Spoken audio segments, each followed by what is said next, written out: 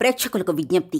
ఈ కార్యక్రమంలోని ప్రతి అంశం విషయ పరిజ్ఞానం కోసమే, ఎవరిని ఉద్దేశించినవి కావు. ఇందులో సూచనలు, సలహాలు కేవలం పాల్గొన్న వారి వ్యక్తిగత అభిప్రాయాలు మాత్రమే. ప్రేక్షకులు విజ్ఞతతో గ్రహించి వారి సూచనలు పాటించడమా లేదా అన్నది మీ వ్యక్తిగత నిర్ణయం. ఇందులో ఏ విధమైనటువంటి వ్యక్తిగత ఫలితాలకు గాని, వ్యక్తిగత లావాదేవీలకు గాని ఛానల్ యాజమాన్యానికి, సిబ్బందికి ఏ విధమైన సంబంధము, బాధ్యత లేదు. ప్రేక్షకులు గమనించగలరు. ధన్యవాదములు.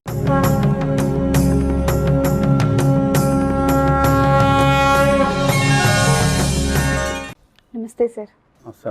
సార్, ఒకప్పుడు తల్లిదండ్రులు ఇచ్చిన ఇల్లులు కానివ్వండి, వారసత్వం ప్రకారంగా కొన్ని ఆస్తుల్లో మనకి ఇల్లులు రావడం జరుగుతూ ఉంటాయి.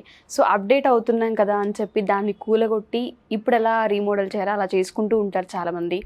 సో ఎగ్జాక్ట్గా ఆ విధంగానే కట్టడం జరగదు. కొన్ని మార్పులైతే అప్డేటెడ్ తగ్గట్టే మార్చుకుంటూ ఉంటాము. వాస్తుని తొందరగా కన్సల్ట్ అవ్వం, ఎందుకంటే వాస్తు ప్రకారం అప్పుడు కట్టిన ఇల్లే కదా, ఇక్కడ పొయ్యి ఉండాలి, ఇక్కడ ఇది ఆ విధంతో వెళ్ళిపోతూ ఉంటాం మేము. సో అది ఎంతవరకు కరెక్ట్? ఒకవేళ అలాంటి తప్పులు మనం చేసినప్పుడు ఇల్లు కూల్చి మళ్ళీ దానిపైనే మళ్ళీ మనం ఇల్లు కట్టేటప్పుడు ఎలాంటి జాగ్రత్తలు తీసుకోవాలి? ఏదైనా తెలుసో తెలియక మిస్టేక్స్ చేసి ఉండుంటే ఎలాంటి సిచ్యువేషన్స్ మనం ఫేస్ చేస్తామంటారు? అమ్మ, ఇది మీరు అడిగిన ప్రశ్న సాధారణంగా గ్రామాల్లో ఎక్కువగా జరుగుతుంటుంది అమ్మ. పూర్వకాలం ఆ తాతలు తండ్రుల నుంచి వచ్చిన ఆస్తులు, అప్పటి నుంచి వీళ్ళు నివసించి వీళ్ళు చిన్నప్పుడు ఆడుకుని అక్కడే పిల్లలు చదువుకుని పెద్దవాళ్ళు అయ్యి వేరే ప్లేస్లకు వెళ్ళినప్పుడు ఇలాంటి ఇళ్ళు, మా తాతగారి ఇల్లు ఇప్పుడు పాడైపోయింది కదా, బాగా అంటే కాలానుక్రమంగా అది కొద్దిగా కూలిపోయి తీసుకొచ్చేస్తాము. చాలా ఇళ్ళు శిథిలావస్థకు వచ్చేస్తాయి. అట్లాంటి పూర్తి చేసి అంటే తీసేసి పూర్తిగా మళ్ళీ కొత్త ఇల్లు కట్టాలని ప్లాన్ చేస్తారమ్మ.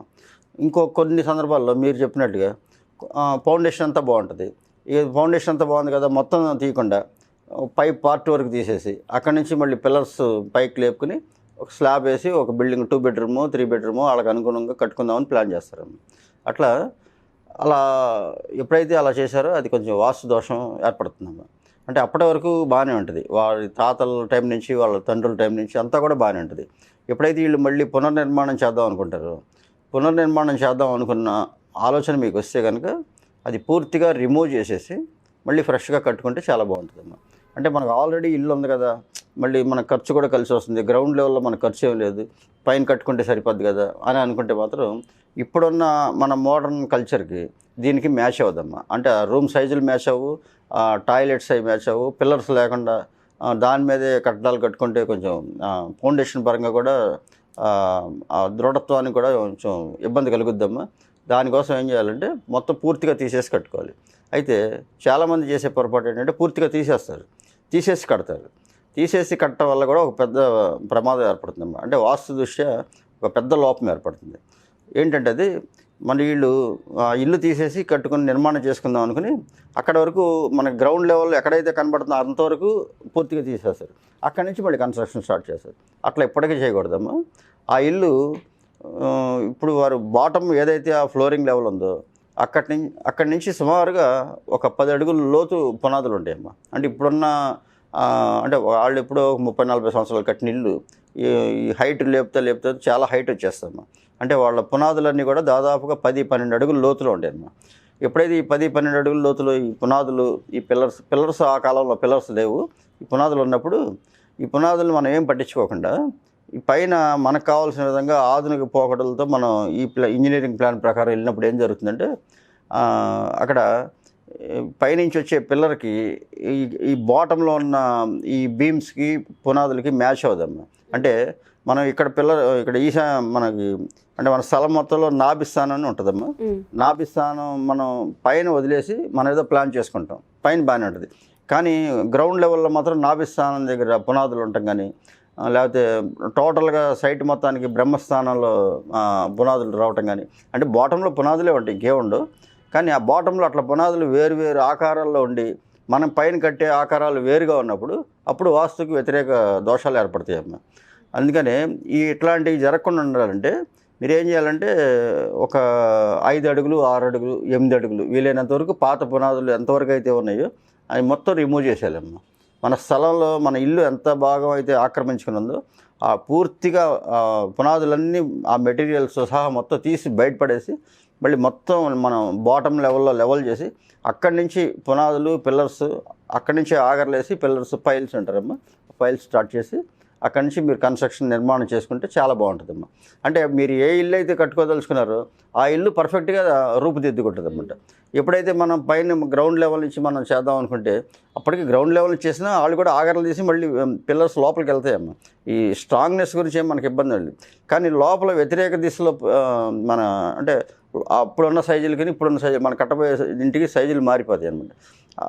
ఆ వ్యతిరేక ఫలితాలు రాకుండా మనం ఎప్పుడైతే ఇవన్నీ పునాదులన్నీ మొత్తం రిమూవ్ చేసేసి ఫ్రెష్గా మళ్ళీ వేసుకుంటామో ఆ ఇల్లు చాలా బాగుంటుందమ్మా. సుఖ సంతోషాలతో జీవించగలుగుతారు. సార్ అంటే ఇఫ్ ఇన్ కేసు తెలుసో తెలియక అలా కట్టడాలు చేసుకుంటే ఆర్థికంగా కానీ హెల్త్ పరంగా కానీ ఏదైనా సమస్యల్ని మనం చూస్తామంటారా? డెఫినెట్గా అసలు డౌటే లేదు.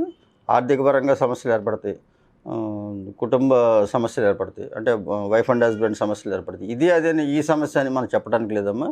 అన్ని సమస్యలు అసలు ప్రధానంగా ఆ ఇంట్లో మనశ్శాంతిగా ఉండలేరమ్మా. ఇంకా అట్లాంటి సమస్యలు ఏర్పడతాయి. ఎప్పుడు కూడా మనం కట్టుకునే ఇంటికి ఇప్పుడు అందుకే మనం నూతనంగా ఈ ఈ కొత్త కన్స్ట్రక్షన్ అంటే అక్కడ ఏమి ఇల్లు లేనప్పటికీ పొలాల్లో మనం ఇల్లు కట్టుకున్నప్పుడు కూడా ఇప్పుడు రీసెంట్గా మనం గత వీడియోలో కూడా చెప్పుకున్నాం. ఒక 4 అడుగుల నుంచి 5 అడుగులు 6 అడుగులు మొత్తం మన ల్యాండ్ ఎంత ఏరియా ఉందో అంత ఏరియా మొత్తం ల్యాండ్ అంతా తవ్వి బయటేసేస్తాం బట్టి అక్కడి నుంచి మన ఫౌండేషన్ వర్క్ స్టార్ట్ చేసుకుని తర్వాత ఫిల్ చేసుకుంటాం అనమాట. ఇది అట్లా చేయడం వల్ల చాలా మంచిదమ్మా. కొంతమంది 6 అడుగులు 8 అడుగులు కూడా చేస్తున్నారు. అంటే వాళ్ళు పెద్ద పెద్ద కన్స్ట్రక్షన్ చేసేవాళ్ళు ఆల్రెడీ వాళ్ళ బిల్డింగ్ దృఢత్వం కోసం వాళ్ళు ఇంకా డెప్త్కి వెళ్తారమ్మా. అది మంచిదే. అది వాళ్ళు అట్లా వెళ్ళటం వల్ల వాళ్ళు స్ట్రాంగ్నెస్ కోసం వాళ్ళు వెళ్తున్నారు. వాస్తురీత్యా చాలా మంచి, అంటే వాళ్ళకి తెలియకుండానే వాస్తుగా ఒక పెద్ద మేలు జరుగుతుంది వాళ్ళకి. అలా మనం ఇండివిజువల్ హౌసెస్ కట్టుకున్నప్పుడు కూడా ఇట్లాంటి మనం ఏ పునాదులు లేకుండా మొత్తం రిమూవ్ చేసి మళ్ళీ ఫ్రెష్గా మనం ఏదైతే మన డ్రాయింగ్స్ ప్రకారం మళ్ళీ ఆగర్లు వేసుకుని ఫైల్స్ తీసుకొచ్చి అక్కడి నుంచి పిల్లర్స్ కన్స్ట్రక్షన్ చేసుకుంటే చాలా బాగుంటుందమ్మా. సార్ కొత్తగా ఇల్లు కన్స్ట్రక్షన్ చేసుకునే వాళ్ళకి కానివ్వండి, స్థలం కొనే వాళ్ళకి కానివ్వండి, ఫస్ట్ అసలు మెయిన్గా ఏది జాగ్రత్త తీసుకోకపోయినా ఏ విషయంలో పర్టికులర్గా వాస్తుకు సంబంధించి ఎలాంటి జాగ్రత్త తీసుకోవాలి అంటారు? ఫస్ట్ స్థలం కొనాలి అనుకుంటే ఒక జాగ్రత్త తీసుకోవాలి. ఇంపార్టెంట్గా డిగ్రీస్ ఇంపార్టెంట్ అమ్మా. డిగ్రీస్ ఇంపార్టెంట్ అంటే ఒక స్థలం కొనేప్పుడు మనం ఏ జాగ్రత్తలు తీసుకోవాలని చెప్తాను నేను మీకు. ముందు డిగ్రీస్ చూసుకోవాలి. డిగ్రీస్ అంటే 0 నుంచి 5 డిగ్రీస్ లోపు ఉందంటే ఎక్సలెంట్. ఎక్సలెంట్ అంటే ఎక్సలెంట్ ఇంక అంతే, మీరు ఉన్నత స్థానానికి వెళ్ళిపోతారు. మా ఇంట్లో కనుక మిగిలినవి కూడా వాస్తురీత్యా మీరు కట్టుకోగలిగితే ఇంకా సూపర్ అమ్మ. పిల్లలు కూడా ఉన్నత స్థానంలోకి వెళ్ళిపోతారు, మంచి మంచి చదువులు చదువుతారు. అసలు మనం పేరెంట్స్ కూడా ఎక్స్పెక్ట్ చేయలేదు, ఏంటి పిల్లలు ఎంత బాగా చదువుతున్నారని ఆశ్చర్యానికి గురవుతారమ్మా. అంటే ప్రాక్టికల్గా నేను చూశాను కాబట్టి చెప్తున్నామ్మా ఈ విషయం. ఆ డిగ్రీస్ మహిమది అనమాట. అట్లా కాకుండా మీరు కొనే స్థలం 10 డిగ్రీల లోపల ఉంటే కొనుక్కోవచ్చు. 10 డిగ్రీస్ దాటితే మీరు ఆ స్థలంకి వెళ్ళకపోవడం ఉత్తమమ్మా. అంటే 10 డిగ్రీస్ ఎట్లా మేము ఎలా చూసుకోవాలి ఏంటనేది చాలామంది డౌట్స్ ఉన్నాయమ్మా. అది మనం రానున్న రోజుల్లో మన బోర్డు మీద క్లియర్గా ఎక్స్ప్లెయిన్ చేద్దాం, దిక్కులు ఎట్లా చూసుకోవాలి ఏంటనేది. దాన్ని బట్టి మీరే మీ కంపాస్లో కానీ లేకపోతే మీ ఫోన్లో కానీ కంపాస్ డౌన్లోడ్ చేసి చూసుకోవచ్చమ్మా. 10 డిగ్రీల లోపు ప్రధానంగా తీసుకోవాల్సిన నిర్ణయం 10 డిగ్రీల లోపు మీ స్థలం ఉండాలి.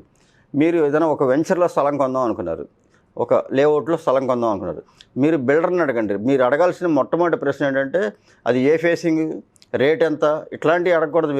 మీరు అడగాల్సిన ప్రశ్న ఎన్ని డిగ్రీలు ఉందని అడగండి. అప్పుడు బిల్డర్కి కూడా మన వెంచర్ వేసే ఆయన కూడా తెలియదు అది ఏ డిగ్రీ, వెంచర్ ఓనర్ ఎవరైతే ఉన్నారో వాళ్ళకి తెలియదు ఎన్ని డిగ్రీ ఉంది. ఇదేంటి ఎన్ని డిగ్రీలు అడుగుతారని కంగారు పడతారు. మీ సైటు ఎన్ని డిగ్రీలు ఉందో చెప్పండి, దాన్ని బట్టి మేము మీ సైట్ చూడొచ్చో చూడకూడదు అని ఎప్పుడైతే కొనేవాళ్ళు కస్టమర్ వాళ్ళని అడుగుతారో వాళ్ళు కూడా జాగ్రత్తలు తీసుకుని మంచి డిగ్రీస్లోనే వెంచర్స్ చేయాలని చెప్పి ఆలోచన వస్తుందమ్మా. అట్లా ఎన్ని డిగ్రీలు ఉందని మీరు అడిగారు అంటే వాళ్ళ నుంచి సమాధానం ఉండదమ్మా. అది మీరు వెళ్ళి చెక్ చేసుకోవాలి. మీరు వెళ్ళి చెక్ చేసుకుని 10 డిగ్రీల లోపు ఉంటే నిరభ్యంతరంగా కొనుక్కోవచ్చు. 10 డిగ్రీలు దాటితే మాత్రం ఆ స్థలం కొనకపోవడమే మంచిది. ఆ 10 డిగ్రీల స్థలం మీకు దొరికేంతవరకు మీరు వెయిట్ చేసి అలాంటిది కొనుక్కోండి అమ్మా, చాలా బాగుంటుంది. అది ప్రధానంగా అది కారణం. అలా కాకుండా రెండోది ముఖ్యంగా చూడాలంటే మీరు కొనే స్థలానికి మీరు ఏ దిక్కు స్థలం అయినప్పటికీ తూర్పు, పడమర, ఉత్తరం, దక్షిణం 4 దిక్కుల్లో ఏ దిక్కైనా ప్రధానంగా చూడాల్సింది డిగ్రీస్. ఈ డిగ్రీస్ ఓకే అయిన తర్వాత మీకు తూర్పు ఉత్తరంలో అంటే ఒక హాఫ్ ఫర్లాంగ్ దూరంలో ఎటువంటి కొండలు కానీ గుట్టలు కానీ ఉండకూడదమ్మా. అంటే మీకు తూర్పు ఉత్తరం ఎప్పుడు కూడా పల్లంగా ఉండాలి, న్యాచురల్గా పల్లంగా ఉండాలి, లేదా లెవెల్గా ఉండవచ్చు పర్వాలేదు. అంతేగాని మీరు కొన్న స్థలానికి అది అటు మెరక ఉండకూడదు తూర్పు ఉత్తరాలు. ఇదే మెరక మీకు పడమరలో కానీ దక్షిణంలో కానీ చాలా మంచిదమ్మా అది. అట్లాంటి స్థలాలు మీరు అవసరమైతే ఇంకొక 1,00,000 రూపాయలు రేట్ ఎక్కువైనా ఇచ్చి కొనుక్కోవచ్చమ్మండి. ఆ జాగ్రత్తలు తీసుకుంటే మీరు అక్కడ అంటే మీరు చేసే ఆ మొట్టమొదటి చర్యలోనే మీకు చాలా ప్లస్ పాయింట్లకు పడిపోతారమ్మా. మీరు చాలా బాగుంటుంది అక్కడి నుంచి. మీరు ఇల్లు నిర్మాణం చేయకపోయినప్పటికి కూడా ఆ స్థలం మీ పేరు మీద ఎప్పుడైతే రిజిస్ట్రేషన్ అయిందో దాని మంచి ఫలితాలు మీకు ఎప్పుడు నిత్యం వెన్నంటి మీకు వస్తూనే ఉంటాయమ్మా. Thank you sir, thank you so much. So చూసారు కదా, ఎవరైనా సరే వాస్తుకు సంబంధించి ఫస్ట్ ఆఫ్ ఆల్ డిగ్రీస్ అయితే చాలా ఇంపార్టెంట్. ఇఫ్ ఇన్ కేస్ మనం ఉండే ఇంట్లో చిన్న చిన్న ప్రాబ్లమ్స్ ఉన్నా ఇప్పటివరకు మనం వాటిని గుర్తించలేకపోయినా అట్లీస్ట్ ఇప్పటికైనా మనకి ఎడ్యుకేషన్కి సంబంధించి, వ్యాపారానికి సంబంధించి, జాబ్స్కి సంబంధించి, హెల్త్కి సంబంధించి వాస్తు అనేది చాలా ఇంపార్టెంట్ అండ్ ఇంపాక్ట్ కూడా చాలా ఎక్కువగా ఉంటుంది. సో దాని విషయంలో మీకు చిన్న మాత్రం డౌట్స్ ఉన్నా, దాంతోపాటు మీ పిల్లల పెళ్లి విషయానికి సంబంధించి నెగ్లిజెన్సీ ఎక్కువ అయిపోయినప్పుడు ఇఫ్ ఇన్ కేస్ ఇది వాస్తురీత్యా జరుగుతుందేమో అని మీకు ఏమాత్రం అనిపించినా కింద స్క్రోల్ అవుతున్న కాంటాక్ట్ని కాంటాక్ట్ చేసి ఎన్రోల్ చేసుకోవచ్చు. Thank you.